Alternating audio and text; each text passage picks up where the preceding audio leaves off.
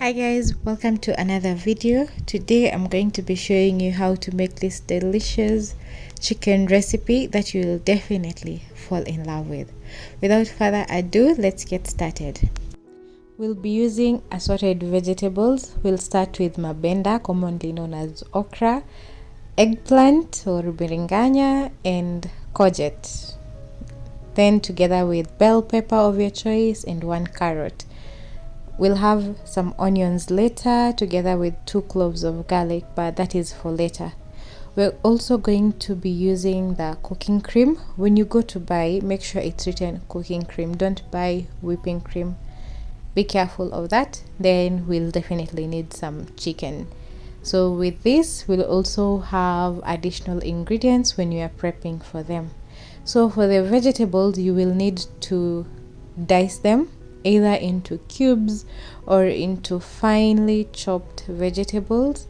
Remember, you can use any type of vegetable. You can use mushrooms, whatever is available to you. I just love this combination and how it blends well.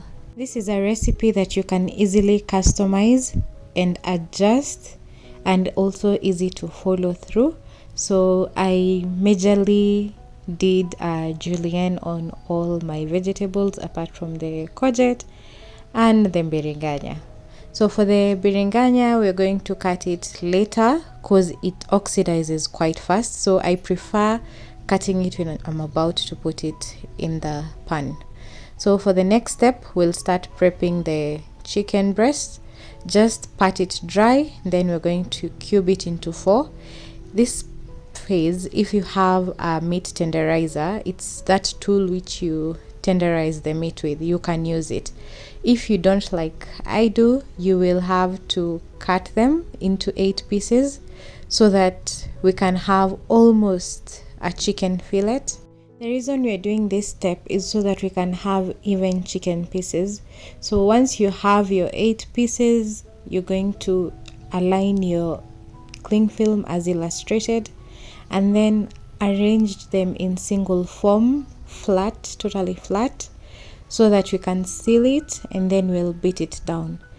We're doing this to have thin chicken fillets so that they can cook fast.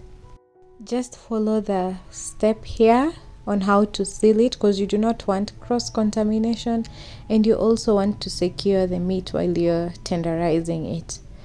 You will repeat this process until every chicken piece is enclosed in cling film, then we proceed to the next step. In the event you do not have cling film, you can also use Ziploc bags or any sealant bag that you might have. So you can use the chapati rolling pin or the mortar from the yakinu. So this is what I'll be using. It's easy to handle and also easy to manage. You want to just beat the meat down gently, focusing on the points where we have uneven pieces. Flip it, feel if it's even enough. If not, beat it down a little bit, then set it aside and let's repeat the process. As you can see, now we have nice even chicken pieces that we're going to use in our next step. Repeat the process until you're done. For the chicken, we'll need corn flour or normal chapati flour, black pepper, coriander, chicken masala, herbs, and some turmeric, or you can use any spice you want. So we'll start to steam the vegetables. You'll just use a little bit of oil, then pour all the vegetables on the cooking pan, stir it. You'll season it with a little bit of salt, then cover it to allow it to steam well.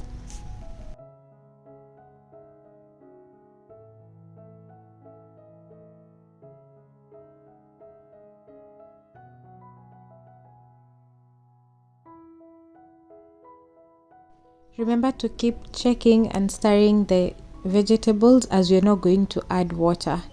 So after a few minutes, the vegetables are ready, well cooked, and we'll set this aside, then move into the next step. Remember, this is a 1-pan recipe. We'll now start with the chicken. For the chicken, we're going to create a drench. So for that, you'll need the flour, either chapati flour or corn flour, your coriander, black pepper, and all the spices that you wish to use. Once you have them, add also salt to the flour and then give it a good mix. We want to flavor the chicken before we go to the next step. So once our drench is ready, we're going to need 1 egg.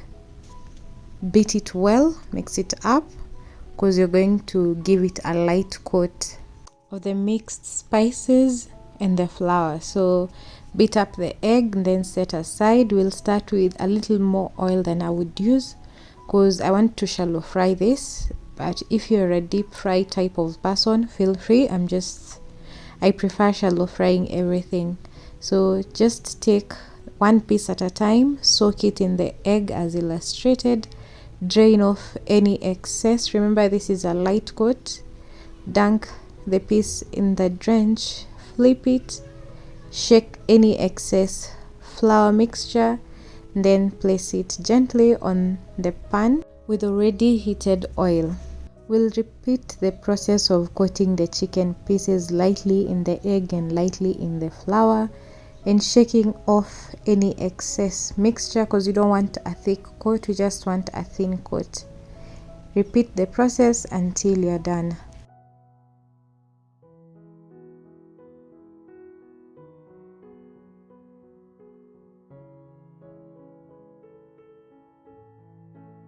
We're going to cook on each side until we get a light brown shade. That's when we know our chicken has cooked, and you'll feel that it's now stiffer as compared to how we started frying it.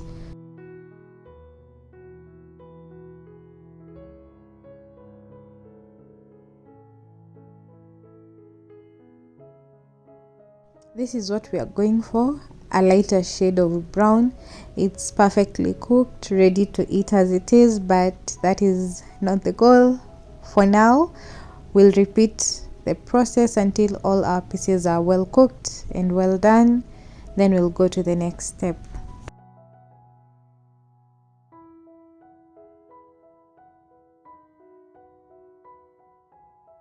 While shallow frying, you will need to add in a little oil in between, just to ensure every piece is cooked, in the event all your oil is used up. Now we are done, all the pieces are done. We'll just do a little bit of cleanup to tidy up, then come back for the next step. We're not going to wash the pan, we'll use the pan as it is. So I'll start with a little bit of oil just to stir fry the onion and the garlic. Finely chop them. We want all the flavor from the pan, so don't wash off your pan if you did a shallow fry. If you did a deep fry, well and good, just use a fresh pan. So we'll saute the onions until they are nice, soft and translucent. Add a little bit of salt as well for seasoning, then add in your cooking cream. You can add as much cooking cream as it's needed based on your portions. Give it a good stir, then let's go in with the vegetables.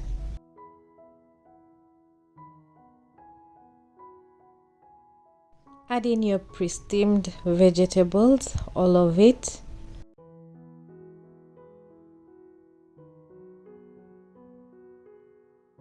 Then give it a good mix just to have everything coated in the cream. And now we'll start adding the chicken pieces one by one. So every time you add a chicken piece, try to just squeeze it in and let it soak in the cream.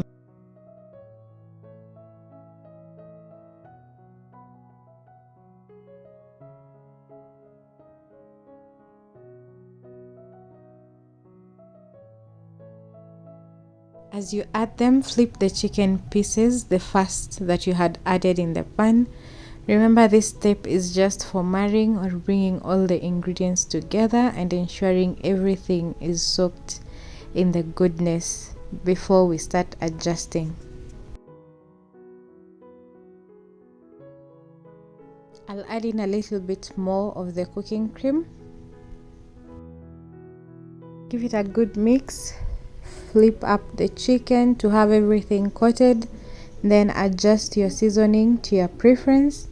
Then cover it and allow it to cook down.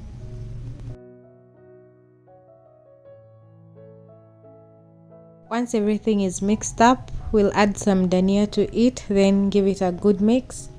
You can adjust this recipe, the thickness of the consistency of the cream, based on what you're going to serve it with. If you're going to serve it with rice, you will need a little bit more cream. If you're going to serve it with spaghetti, not so much cream. If you're going to serve it with bread, you might also need a little bit of extra cream just to soak in the bread with. Other than that, I'll adjust mine a little bit with water. You can also adjust using milk, whichever you prefer, or even more cream. So for me, I'll just do so with water because I'm going to serve it with rice, so I need a little bit extra cream for the rice. Oh, and I almost forgot, ugali imebaki wapi? If you're going to serve it with ugali, it depends. It really depends. You can either use just a little bit of the sauce, or you might need more based on how you like your ugali, with wet fry, with dry fry, with hapo katikati, italingana tu. So yeah, cover it a little bit and our insane chicken recipe is ready. I'm telling you, this is so delicious. I'm not a chicken person. I know it's quite ironic because I make a lot of chicken recipes, but this is just heaven, my friends. So this is how I served mine. It's so beautiful and it was so delicious. Wapinduru ya avocado, wapinduru. Avocado zilikuwa zimeenda shule. Anyway guys, I'll see you guys in the next video. I hope you enjoyed this recipe. Leave a comment down below. If you did, give it a like. Smash that subscribe button if you haven't. Until next time, see ya.